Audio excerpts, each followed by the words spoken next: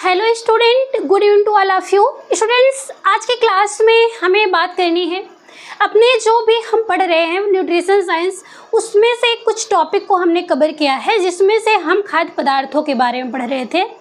कुछ विशेष खाद्य पदार्थ जिनका हमारे दैनिक आहार में बहुत ही ज़्यादा इम्पोर्टेंस होता है, जिसमें से हमने मांसाहारियों में जो है पढ़ लिया है क्या, अंडा, मांस, मछली, इन सबको पढ़ लिया है। आज की क्लास में हमें डिस्कस करनी है दूध के बारे में। जो दूध है वो हमारे जीवन में कितना इम्पोर्टेंट रोल अदा कर रहा है, यानी कि वो हमारे शरीर के लिए कितना आवश्यक है, उसमें क्या ऐसी चीज़ें हैं जो हमारे शरीर के लिए बहुत ही आवश्यक हैं, क्यों इन्हें पूर्ण आहार कहा जा रहा है, इसमें क्या क्या चीज़ें पाई जा रही, कौन से तत्व कितनी मात्रा में पाए जा रहे हैं, किसकी अधिकता है, किसकी कमी है, ये सभी टॉपिक पे हम डिस्कस करेंगे। चलिए एक एक पॉइंट को हम शुरुआत करते हैं। एक एक पॉइंट को आप लोग नोट करते जाइएगा और उसको समझते जाइएगा। किसी पॉइंट पे अगर किसी भी स्टूडेंट को कोई प्रॉब्लम हो तो आप लोग कमेंट बॉक्स में उसे अवश्य पूछ लीजिएगा, ठीक है। देखिए यहाँ पे सबसे पहले कि जो दूध होता है उसकी इंग्लिश क्या होती है, मिल्क होती है। तो ये जो मिल्क है इसे हम पूरक आहार के नाम से भी जानते हैं। एग्ज़ाम में पूछा जाता है कि कौन सा ऐसा खाद्य पदार्थ है जिसे हम पूर्ण आहार, पूरक आहार या फिर संपूर्ण आहार, गुणवत्तापूर्ण आहार किसे जानते हैं, कौन सा ऐसा खाद्य पदार्थ है, तो उसमें आप दूध को सिलेक्ट करते हैं।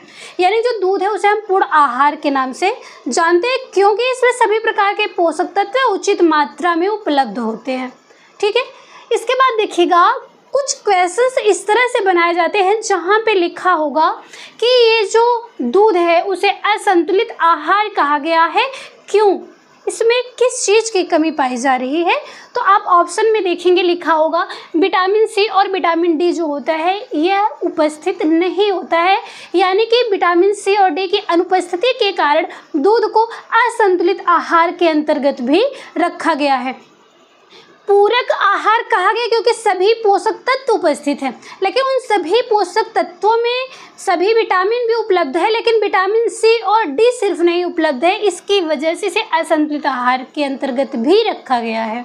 आगे देखिएगा, इसे हम द्रव और तरल आहार के रूप में भी जानते हैं। अभी पिछले क्लासों में आपने पढ़ा था ना कि जो आहार है वो कितने प्रकार का होता है, जो भी टॉपिक आपने पढ़ा तो उसमें आपने देखा था कि जो द्रव्य आहार या तरल आहार है उसके अंतर्गत हम दूध को रखते हैं, ठीक है।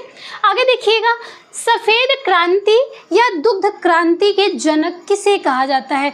आप लोग हरित क्रांति सुने होंगे, उसी प्रकार से दुग्ध क्रांति या सफ़ेद क्रांति भी होता है।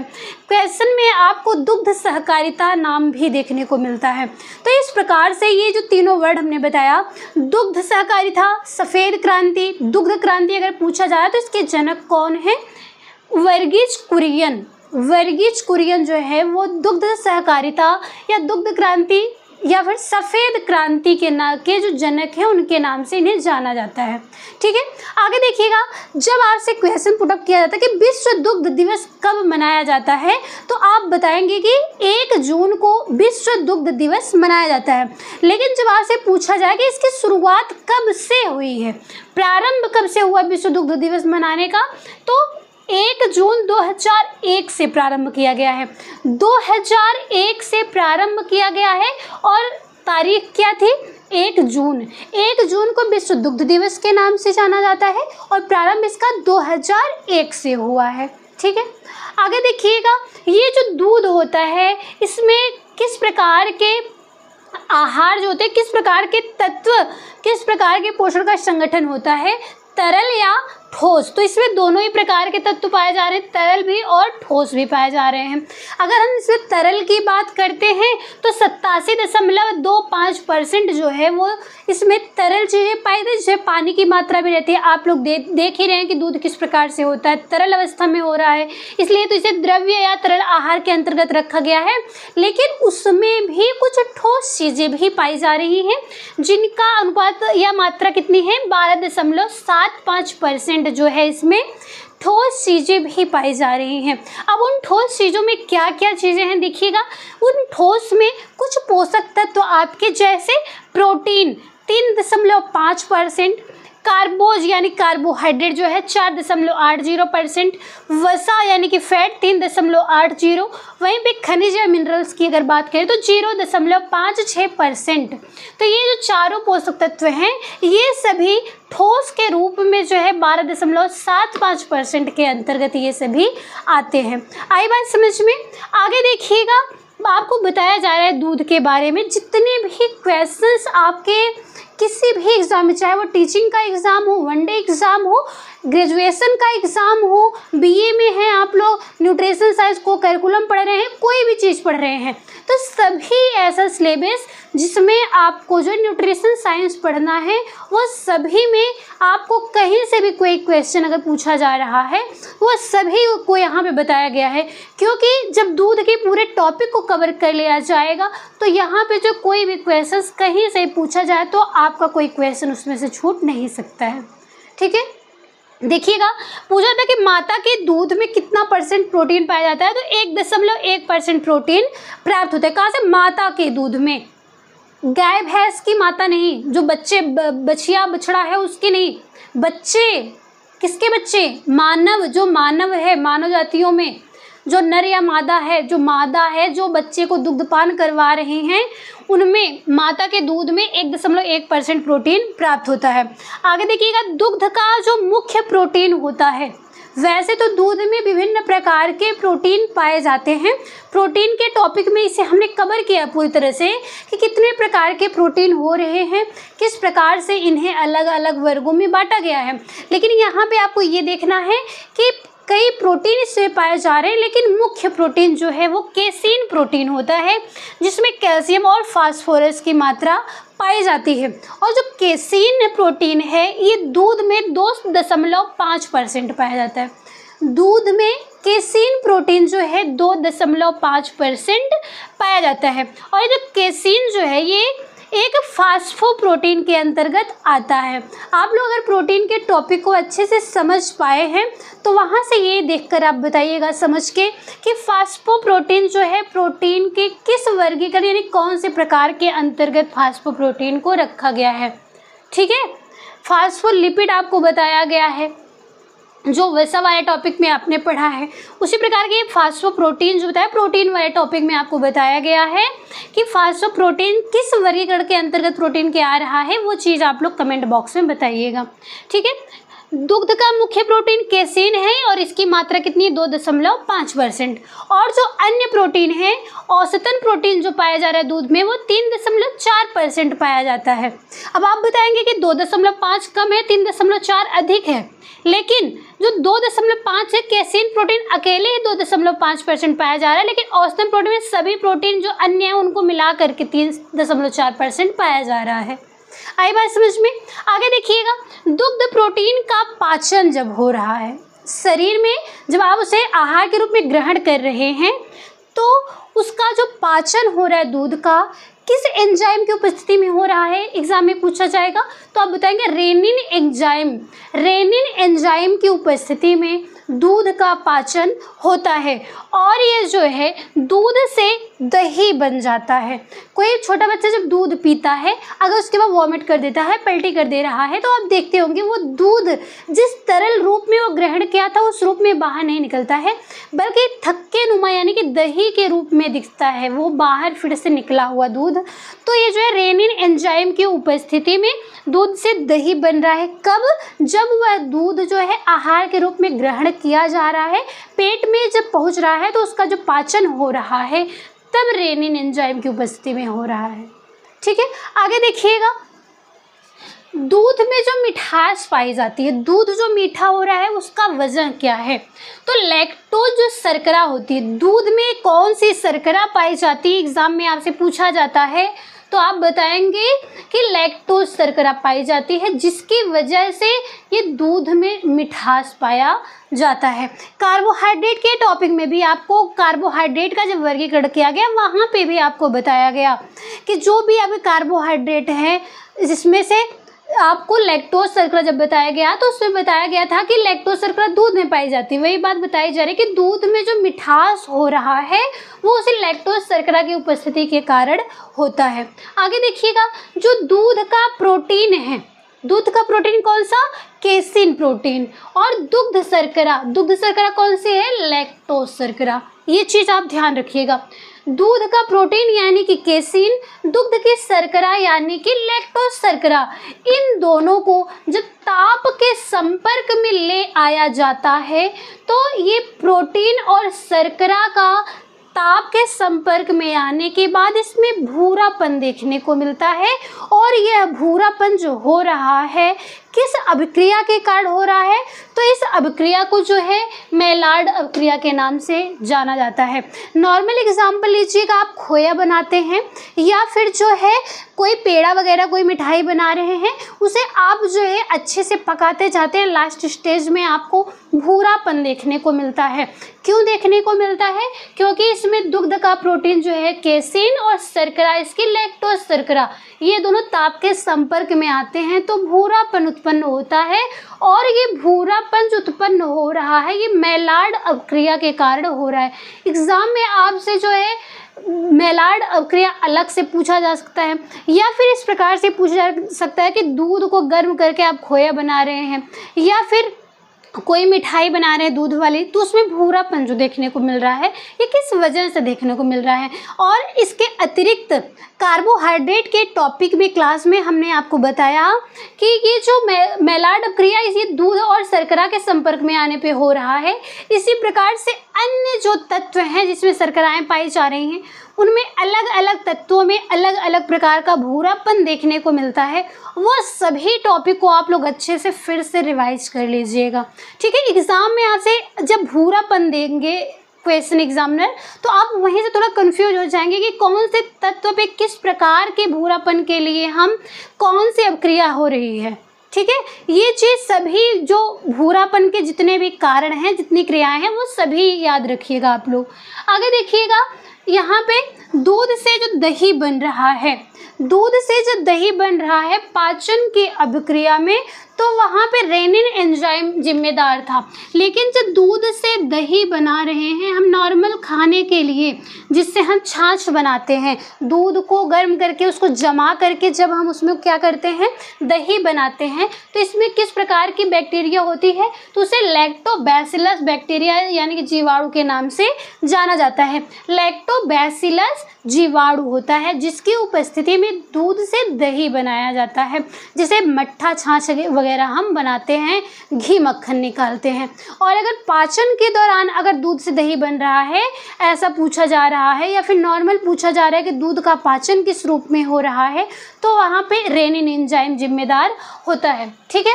आगे देखिएगा, दूध में वसा जो पाई जा रही है वो दो प्रकार से मुख्य रूप से है। आपको वसा के टॉपिक में संतृप्त वसा और असंतृप्त वसा बताया गया है।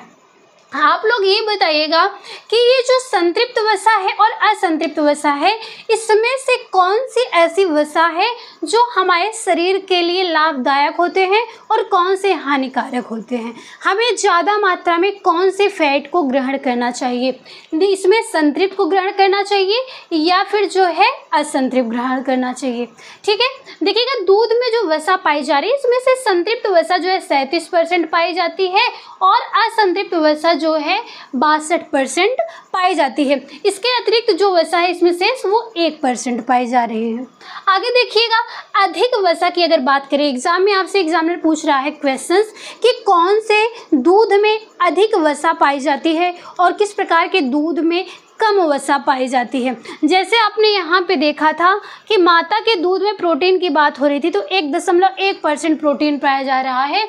उसी प्रकार से पूछा जा रहा है कि जो भैंस का दूध होता है या फिर ऐसे पूछे कौन से ऐसे किस जीव से प्राप्त होने वाले दूध में वसा की मात्रा अधिक होती है, तो आप बताएंगे कि भैंस के दूध में सबसे अधिक वसा पाई जाती है, वहीं माता के दूध में सबसे कम वसा पाई जाती है।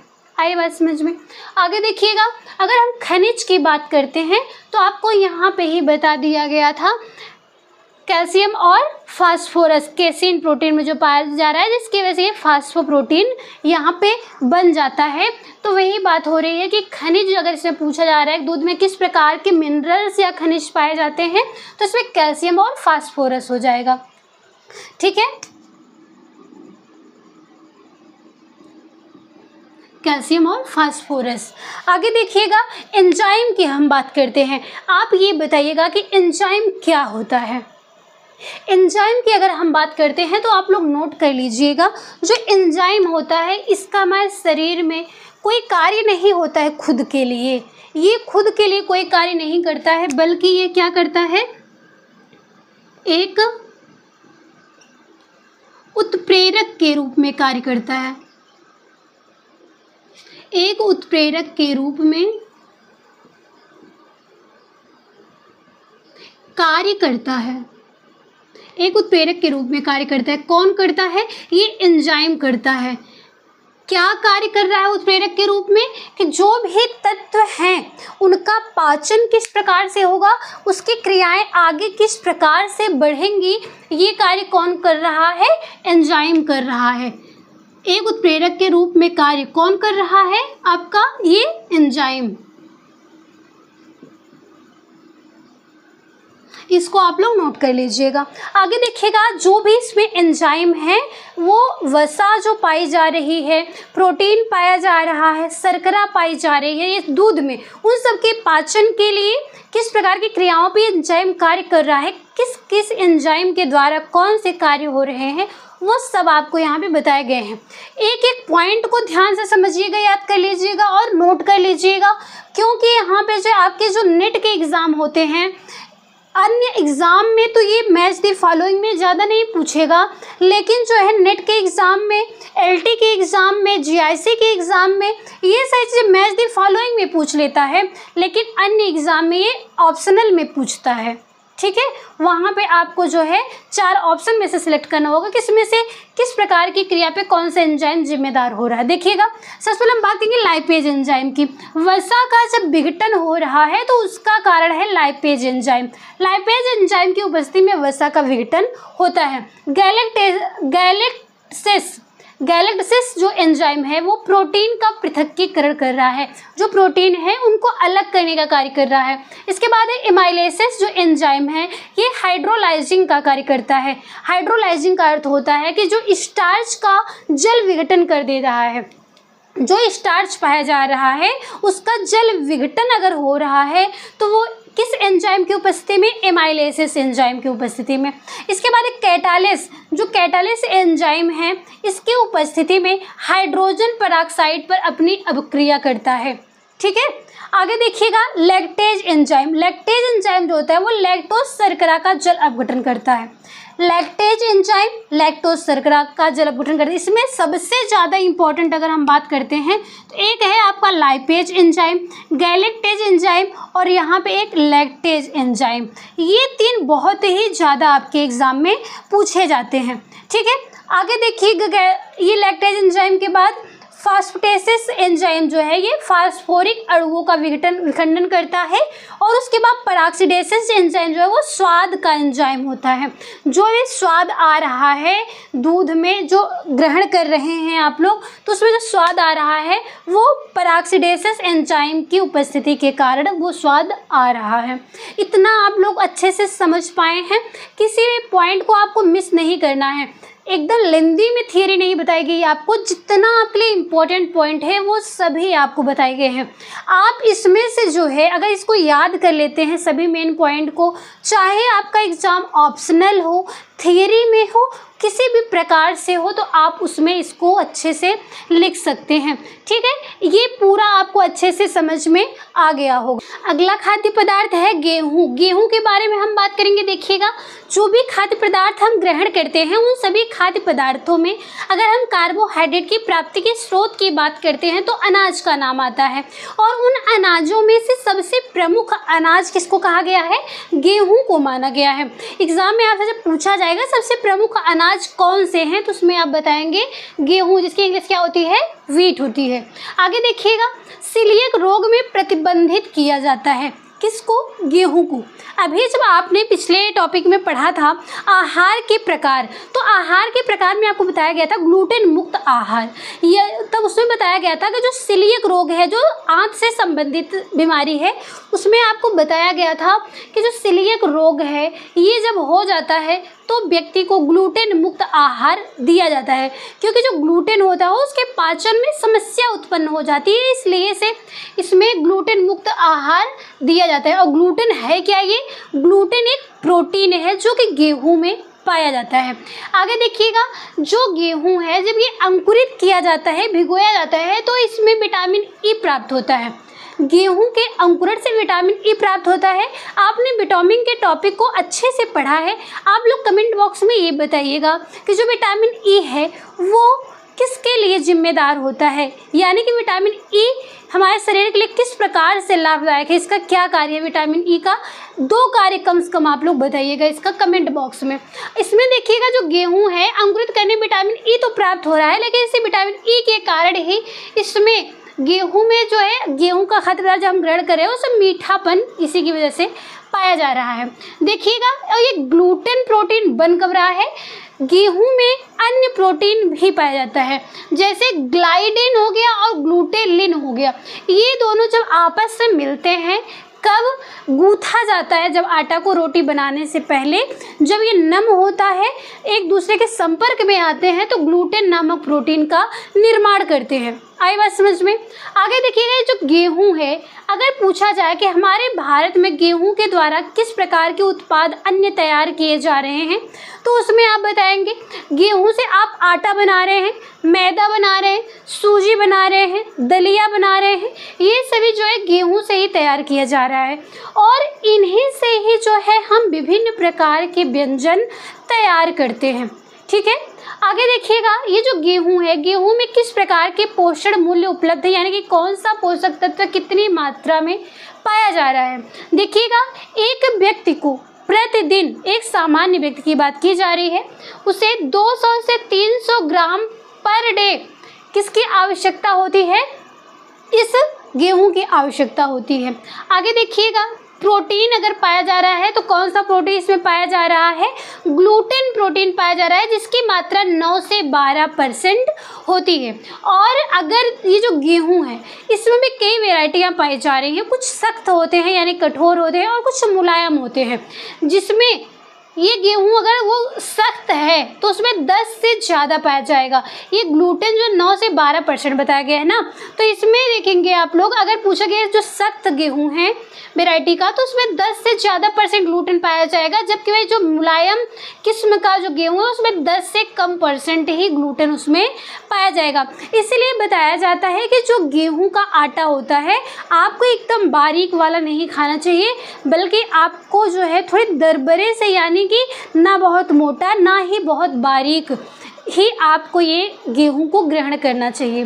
ठीक है, लेकिन प्रेजेंट टाइम में क्या देखते हैं सब लोग कि ऐसा आटा खरीदते हैं कि जिसमें जो है एकदम चोकर ना हो, एकदम फ्रेश हो, एकदम मुलायम हो, एकदम सॉफ्ट रोटियां सबको पसंद है, तो ये आपके स्वास्थ्य के लिए अच्छा नहीं होता है। तो इसीलिए बताया गया जो ग्लूटेन प्रोटीन है ये जो है इसमें 9 से 12% पाया जा रहा है। आगे देखिएगा, लाइसिन, थ्रियोनिन, ये दोनों एमिनो एसिड ऐसे हैं जिनका गेहूं में अभाव होता है। प्रोटीन के टॉपिक में आपने पढ़ा था उस चैप्टर में कि जो प्रोटीन है उसका सबसे सूक्ष्म रूप क्या है? एमिनो एसिड होता है, और 10 में से आवश्यक, एसेंशियल, और 10 जो है नॉन एसेंशियल एमिनो एसिड पाए जा रहे थे। आवश्यक और अनावश्यक, आवश्यक जो थे उन्हें हमें अन्य खाद्य पदार्थों के द्वारा जो बाहर से हम ग्रहण कर रहे थे तब हमें प्राप्त हो रहा था, लेकिन जो अनावश्यक थे ऐसा नहीं था कि उनकी हमारे शरीर में आवश्यकता नहीं है, आवश्यकता थी लेकिन वो हमारे शरीर में पाए जा रहे थे। लेकिन जो आवश्यक एमिनो एसिड थे उन्हें हमें बाहर से ग्रहण करना पड़ रहा था। तब इसमें देख रहे थे आप लोग आवश्यक अमीनो अम्ल जो 10 थे उसमें से लाइसिन और थ्रियोनिन नामक एमिनो एसिड का गेहूं के खाद्य पदार्थ में इनका अभाव होता है। आगे देखिएगा, अगर कार्बोज की बात करते हैं तो गेहूं में कितना पाया जाता है? 60 से 80% इसमें कार्बोहाइड्रेट की मात्रा पाई जाती है। वसा जो है इसमें 1.5 ग्राम पर 100 ग्राम पे, अगर 100 ग्राम आटा है तो उसमें 1.5 ग्राम जो है फैट पाया जाता है। आगे देखिएगा, मैदा में थायमिन यानी कि विटामिन बी सर्वाधिक नष्ट हो जाता है। क्यों? क्योंकि इसको जब एकदम बारीक आपको बताया गया है कि जो विटामिन बी है और विटामिन सी है, जितना ही ये हम खाद्य पदार्थों को बहुत साफ करने की कोशिश करेंगे। किसी भी सब्जी वगैरह को अगर रगड़ रगड़ के धोते हैं या फिर बहुत बारीक पीस देते हैं, बारीक बारीक काट देते हैं, तो इन सभी में विटामिन बी और सी नष्ट हो जाता है। तो मैदा क्या है, एकदम बारीक वाला रूप होता है, तो मैदे में जो है विटामिन बी जो है सर्वाधिक मात्रा में नष्ट हो जाते हैं। आगे देखिएगा, रेशे की बात करते हैं। जो गेहूं की भूसी होती है उसमें भरपूर मात्रा में जो है रेशा हमें प्राप्त होता है। आगे देखिएगा, अब हम बात करेंगे सोयाबीन के बारे में। आपने इसके पहले दूध को पढ़ा, गेहूं को पढ़ा, इसके अतिरिक्त जो अन्य आपने अंडा मांस मछली पहले ही पढ़ लिया है। आप देखिएगा इसमें सोयाबीन के बारे में। सोयाबीन आप लोग जो है खाते ही रहते हैं अधिकतर, तो इसका पोषण मूल्य भी इसके बारे में आपको पता होना चाहिए। देखिएगा, इससे जो है प्रोटीन प्रधान सोयाबीन जो है, सोयाबीन को प्रोटीन पदार्थ जो स्रोत है माना जाता है। इसमें प्रोटीन की प्रधानता पाई जा रही है। इसमें देखिएगा, अगर पूछा जाता है कि सोयाबीन में कितने % प्रोटीन पाया जाता है, तो आप बताएंगे इसमें 40% प्रोटीन पाया जाता है। प्रोटीन की प्राप्ति के लिए आप दाल को भले ही ग्रहण करते भी, आगे आपको बताया जाएगा, भले ही आपको दाल बताया जाता है, सजेस्ट किया जाता है, लेकिन वनस्पतियों से प्राप्त होने वाले प्रोटीन में सबसे ज़्यादा क्या होता है, ज़्यादा किसे पाया जाता है, सोयाबीन में पाया जाता है। इसी वजह से इसे गरीबों का मांस या फिर राम उर्द के नाम से अपने भारत में जाना जाता है। ऐसे व्यक्ति जो गरीब परिवार से हैं, आर्थिक स्थिति जिनकी उतनी सही नहीं है, वे मांस वगैरह नहीं ग्रहण कर सकते हैं, तो जो भी खाद्य पदार्थों में उन्हें पोषक तत्व प्राप्त हो रहा है अन्य खाद्य पदार्थों से, मांस वगैरह खाने पे, वही चीज़ें अगर गरीब व्यक्ति सोयाबीन को ग्रहण करता है तो भी इसे वैसे पोषक तत्व प्राप्त होते हैं। देखिएगा आगे कि जो सोयाबीन है, इससे जो है नॉर्मली तेल, पनीर, दूध, टेम्फे आदि चीज़ें जो है सोयाबीन से बनाई जाती हैं। अगर ये तेल उत्पादन में प्रथम स्थान पे अगर पूछा जा रहा है कौन सा देश है, तो बताएंगे कि अमेरिका है। अमेरिका सोयाबीन के उत्पादन में प्रथम स्थान पे है। वही द्वितीय स्थान या अन्य की बात करें इसके बाद अगर कोई है तो वो क्या है, चीन है। अब देखिए, जो सोयाबीन है इसका वर्गीकरण किया गया तो 2 प्रकार से बताया गया। जिस प्रकार से आपने देखा था कि जो सरसों होता है, देखा होगा आपने कि 2 होते हैं, पीले रंग में होते हैं और काले रंग में होते हैं, उसी प्रकार से जो है सोयाबीन भी 2 प्रकार के होते हैं, सफ़ेद सोयाबीन और काला सोयाबीन। ये प्रकार में आपसे पूछा जा सकता है। अब देखिएगा, जो सोयाबीन है इससे पौष्टिक मूल्य कौन कौन से है, कितनी मात्रा में। प्रोटीन की अगर बात करते हैं इसे 35 से 45% पाया जा रहा है। औसतन आपको कितना बताया गया, 40% बताया गया है। वहीं पर कार्बोज की बात करते हैं, कार्बोहाइड्रेट की, तो वो 20%, वसा या फैट जो है ये 18 से 20% पाया जाता है। आपने देखा होगा कि जो आप लोग सब्जी वगैरह के लिए या फिर फ्राई राइस में, इन सभी में जब आप प्राप्त करते हैं, जो सोयाबीन ग्रहण करते हैं, वो उसका असली रूप नहीं होता है। वो जिस प्रकार से हम अपने घरों में सरसों को पेर करके तेल निकालते हैं तो उसकी खली बचती है, उसी प्रकार से सोयाबीन का तेल निकालने के बाद जो उसकी खली बचती है उसमें इतना ज़्यादा प्रोटीन पाया जाता है। तो सोचिए सोयाबीन को ग्रहण करने पे कितनी प्रोटीन की मात्रा में प्राप्त होती होगी। ठीक है, जो उसकी खली होती है उसी को हम यहाँ पे ग्रहण कर रहे हैं। तो वसा की मात्रा इसमें कितनी है, 18 से 20% है। खनिज कौन कौन से पाए जा रहे हैं, मिनरल्स इसमें कैल्शियम है, आयरन है और फिर फास्फोरस है, ये पाए जा रहे हैं सोयाबीन में। विटामिन की अगर बात करते हैं, विटामिन B1, B2, B3 और इसके साथ साथ विटामिन ए, ये सभी जो है सोयाबीन में पाए जाते हैं। वहीं पे अगर हम बात करते हैं ट्रिप्सिन इनहिबिटर की, ट्रिप्सिन इनहिबिटर के कारण ही इसमें कड़वाहट पाई जाती है। अभी जब आपको दाल पढ़ाया जाएगा तो उसमें भी ये चीज़ें आपको बताई जाएंगी। ट्रिप्सिन इनहिबिटर पाया जाता है जिसकी वजह से सोयाबीन में कड़वाहट देखने को मिलती है। सोयाबीन को जब आप भिगोते हैं तो उसमें गाज सा झाग आपको दिखाई देता है, तो उसको जब आप निचोड़ते हैं तो निचोड़ने के बाद जो है उसका झाग अलग हो जाता है, इसीलिए जो है इसको अलग कर दिया जाता है। या फिर जब आप खाद्य पदार्थों को पकाते हैं, सोयाबीन युक्त कोई खाद्य पदार्थ, तो जब ये गर्म होता है तो भी ये नष्ट हो जाता है। गर्म करने पे इसकी कड़वाहट नष्ट हो जाती है और जो कड़वाहट है ये ट्रिप्सिन इनहिबिटर के कारण होता है।